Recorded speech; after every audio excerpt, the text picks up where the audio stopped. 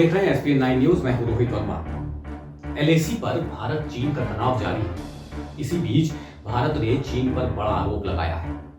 भारतीय अधिकारियों का कहना है कि म्यांमार सीमा के करीब उग्रवादी समूहों को चीन मदद कर रहा है। हाल के महीनों में इन उग्रवादी समूहों ने भारतीय सीमा पर हमला किया।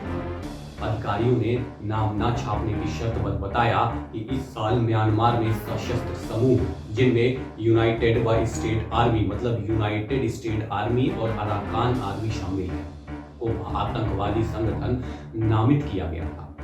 ये चीन के इशारे पर भारत के पूर्वोत्तर राज्यों में नक्सली घटनाओं को अंजाम दे रहे हैं और चीन इन्हें हथियार और सुरक्षा मुहैया करा रहा है। अधिकारियों ने कहा कि कई सुरक्षा एजेंसियों ने प्रधानमंत्री नरेंद्र मोदी की सरकार को चेतावनी भी दी है कि भारत के सबसे वांछित उग्रवादी नेताओं में से कम 4 अक्टूबर में चीन के कुनमिंग शहर में गए, जहां उन्हें ट्रेनिंग दी गई।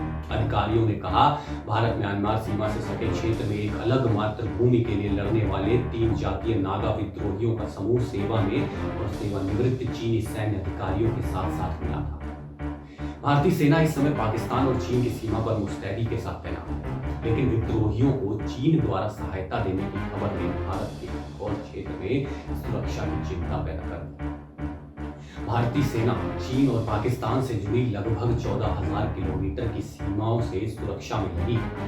अधिकारियों ने कहा है कि भारत 21 अक्टूबर को म्यांमार सीमा क्षेत्र में एक सैनिक के शहीद होने के बाद लगभग 1,000 सैनिकों से युक्त कई बटालियनों को तैनात किया। विद्रोहियों को समर्थन देने के आरोप को चीन ने नकारा है। चीन के विदेश मंत्रालय ने आरोपों को लेकर कहा है कि वो किसी देश के आंतरिक मामलों में दखल नहीं देता।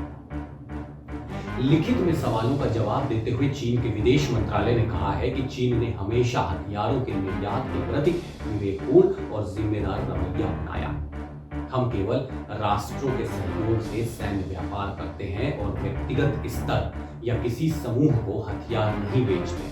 यूनाइटेड स्टेट आर्मी ने भी चीन की ओर से भारतीय उग्रवादी समूहों को उनके मुख्यालय और भारत म्यांमार सीमा के बीच 500 से अधिक मील की दूरी पर किसी भी सहायता प्रदान करने में भूमिका से इनकार किया। यूनाइटेड स्टेट आर्मी के प्रवक्ता ने कहा, हमारा किसी भी तरह से भारत की सुरक्षा से संबंध नहीं है। हमें नहीं लगता कि ऐसे किसी आरोप पर बोलना ठीक होगा। इन आरोपों का कोई आधार नहीं। भारतीय अधिकारियों ने कहा है कि हिंसा में हालिया बदलाव सितंबर में वापस शुरू हुए, जब नागा विद्रोही दशकों से चली आ रही बातचीत से दूर चले गए।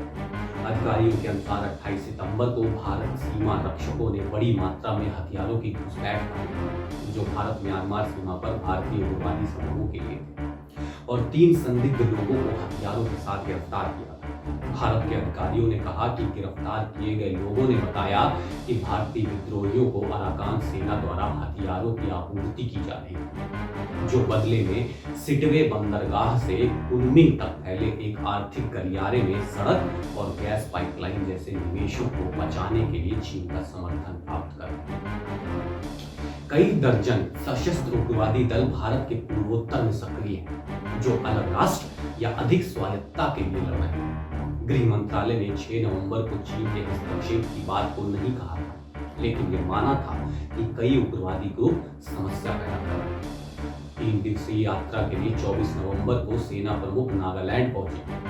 अक्टूबर के अंत में भारतीय और म्यांमार के सैनिकों ने भारतीय उग्रवादी समूहों को निशाना बनाते हुए संयुक्त अभियान चलाया, जिसमें मणिपुर की पीपल्स लिबरेशन आर्मी का भी नाम शामिल था। इस बीच म्यांमार की सेना ने सीमा के किनारे अराकान सेना जैसे सशस्त्र जातीय समूह को निशाना बनाया। इस क्षेत्र में विद्रोहियों को चीन समर्थन दे रहा था, लेकिन समर्थन का ये स्तर 1960 और 70 के दशक से कम है। 1950 और 60 के दशक में जब भारत से सुदूर पूर्वोत्तर राज्यों में सशस्त्र जातीय विद्रोह भड़क उठे थे, तो पाकिस्तान वो देश था जिसने पहले हथियारों के साथ सशस्त्र समूहों की आपूर्ति की।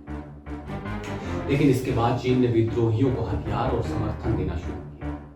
कई ग्रुप को चीन में ही ट्रेनिंग मिली थी। इन बातों की पुष्टि स्वीडिश पत्रकार बर्टी लिंटर ने 2012 में प्रकाशित अपनी किताब the great game east India China and the struggle for Asia's most volatile frontier में की। उन्होंने अपनी किताब में ये भी बताया कि चीन की सरकार भले ही अब विद्रोहियों का खुलकर समर्थन नहीं करती, लेकिन अपनी ब्लैक मार्केट उनके लिए खुले हैं।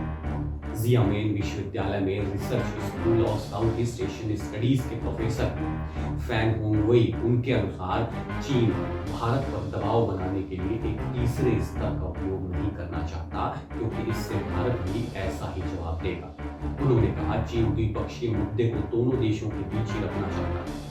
भारत और चीन दोनों ही रणनीतिक कारणों से म्यांमार में निवेश कर रहे हैं। चीन बंगाल की खाड़ी के साथ अपने दक्षिण प्रांत यूनान को जोड़ने के लिए गैस पाइपलाइनों और सड़कों में निवेश कर रहा है, जिससे मलेशिया, इंडोनेशिया और सिंगापुर के बीच को बाईपास करने के लिए महत्वपूर्ण है। वहीं दूसरी ओर भारत अपने अविकसित पूर्वोत्तर राज्यों को बंगाल की खाड़ी से जोड़ने के लिए 29 अरब रुपए यानी $292 मिलियन के कालादान मल्टी मॉडल प्रोजेक्ट में निवेश कर रहा है।